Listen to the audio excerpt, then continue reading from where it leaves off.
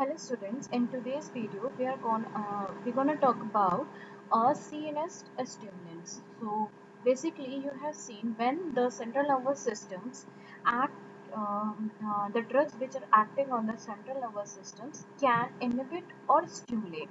So it can be a depressant, CNS depressions, or can be a CNS stimulants. Before all, before this video you have already seen the previous videos the action, mode of action, physiological action, all about the CNS stimulants. So in today's video we will cover a CNS stimulants. So CNS stimulants, we can say basically mostly produces generalized actions which may at a high dose result in the convulsions. So these drugs which increase the muscular motor activity as well as your mental activities, which is your sensory neurons. We in a general term we can say the action of these drugs like your CNS stimulants, it will stimulate the CNS globally or improve the specific brain functions.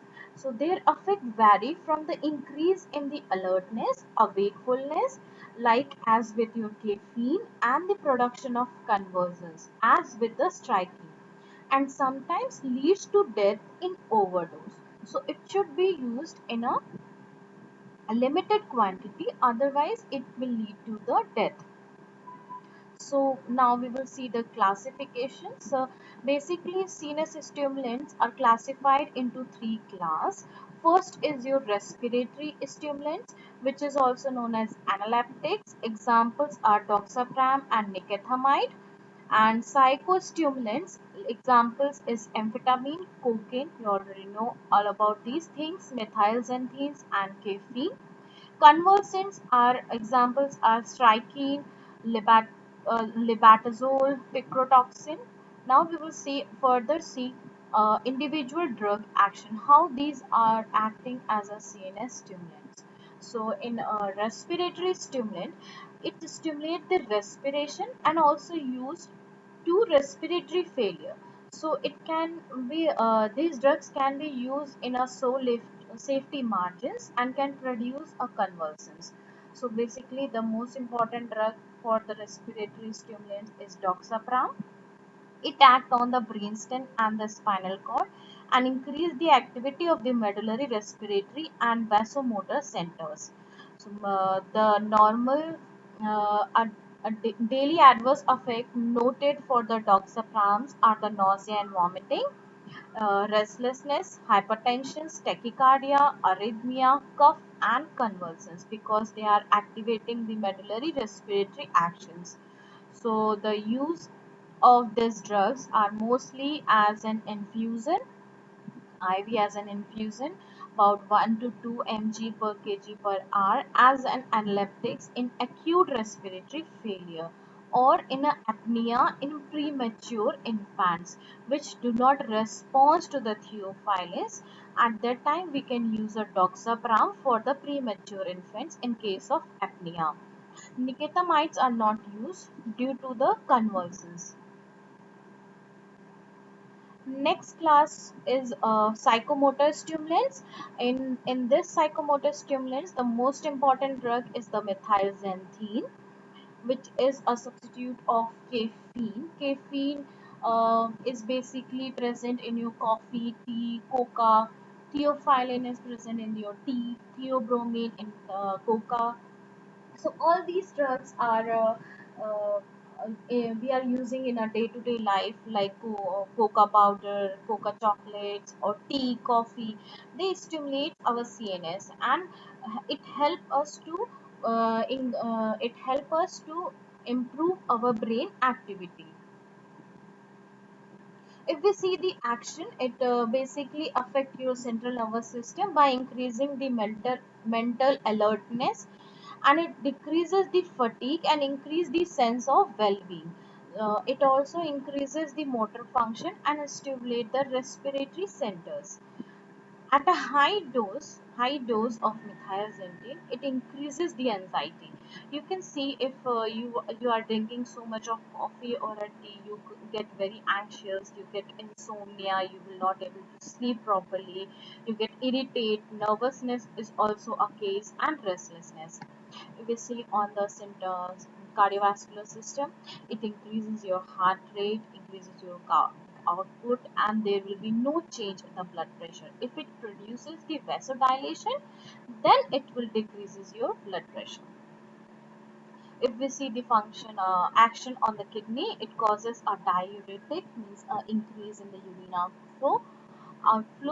If we see the action on the smooth muscles, on the smooth muscle, it relaxes the smooth muscles and uh, let the patient in a calm and a resting place. If we see in a GIT, it increases the acid secretion and the pepsin in the stomach due to a gastric irritation. Uh, the methylxanthine is basically used in a headache, bronchial asthma, and same like your nicotinamide. Nicotinamide. I'm saying. Just like your doxapram, your respiratory stimulants, these are also used in the case of apnea in a premature babies which are not able to breathe properly while birth. Next is your cocaine. Cocaine is basically increases your alertness, euphoria, hallucination, and your delusions. These are most dangerous. Also, if it is being taken in a high quantity, it causes a fatal effect. Next class is your nicotine. Nicotine, you already know, this is most dangerous drugs which are most of the peoples are taking, but it can be used as a medicines also. So nicotine is a highly lipid soluble and crosses your blood brain barrier and causes a euphoria and arousal and relaxation to your mind. So it has been seen that most of the anti-anxiety or depressive people, they start taking all these types of drugs. It also improve the attention, memory, problem solving ability if it is taken in a minimum dose.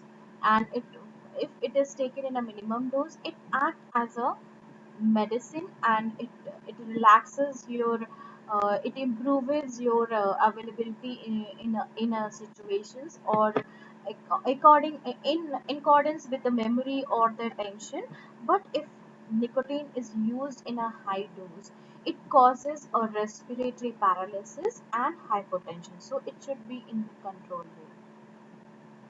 Next class is your convulsants. The example is strychnine.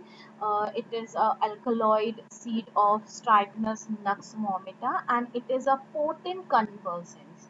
So it acts by blocking the postsynaptic inhibition by producing by produ- it act by blocking the postsynaptic inhibition which produced by inhibitory transmitter, that is your glycine. So strychnine is also used as in convulsions, and it is used in your reflex convulsion or in tonic-clonic and symmetrical convulsions, but there is no therapeutic value. That's why it is not used in a very much way. So it causes striking causes a poisoning, and it treated by the by giving the patient a IV diazepam or clonazepam. So it should be restricted with the patients if it is not necessary not to be given to the patient because it causes a poisoning of strychnine. Last drug is labdazole or fentanyl tetrazole, that is PTZ. It is a powerful CNS stimulant and act by direct depolarization of your central neuron. So it is directly acting on your central neuron and depolarize the action. So if labetalol is used in a low dose, it can be given on the excitation phase, or if it is if we are using in a high dose, it can be used in a convulsions. So thank you for the that's all for the CNS stimulants. Thank you.